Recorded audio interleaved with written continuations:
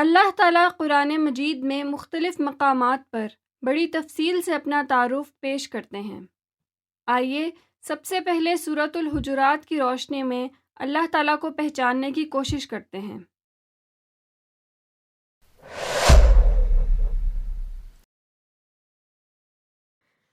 سب کچھ سننے والا۔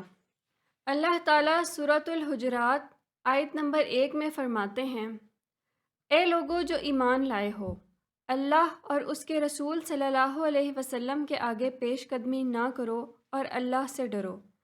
اللہ سب کچھ سننے اور جاننے والا ہے۔ اللہ تعالیٰ نے اپنی صفت کے لیے قرآن پاک میں سمیع کا لفظ استعمال کیا ہے۔ سب کچھ جاننے والا۔ اللہ تعالیٰ سورۃ الحجرات آیت نمبر 1 میں فرماتے ہیں، اے لوگو جو ایمان لائے ہو، اللہ اور اس کے رسول صلی اللہ علیہ وسلم کے آگے پیش قدمی نہ کرو اور اللہ سے ڈرو۔ اللہ سب کچھ سننے اور جاننے والا ہے۔ اللہ تعالیٰ نے اپنی صفت کے لیے قرآن پاک میں علیم کا لفظ استعمال کیا ہے، بہت بخشنے والا۔ اللہ تعالیٰ سورۃ الحجرات آیت نمبر 5 میں فرماتے ہیں، وہ تمہارے برآمد ہونے تک صبر کرتے تو انہی کے لیے بہتر تھا۔ اللہ بہت بخشنے والا اور نہایت رحم کرنے والا ہے۔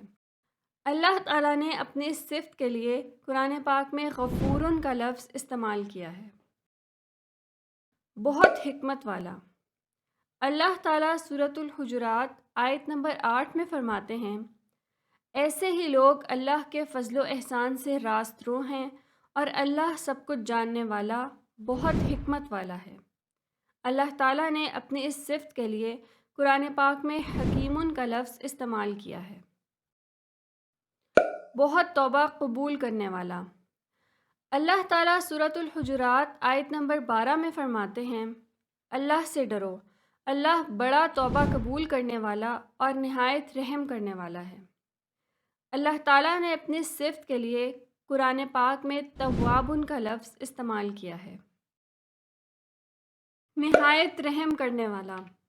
اللہ تعالیٰ سورۃ الحجرات آیت نمبر 12 میں فرماتے ہیں، اللہ سے ڈرو، اللہ بڑا توبہ قبول کرنے والا اور نہایت رحم کرنے والا ہے۔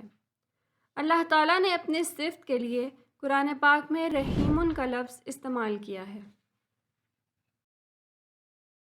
خوب دیکھنے والا۔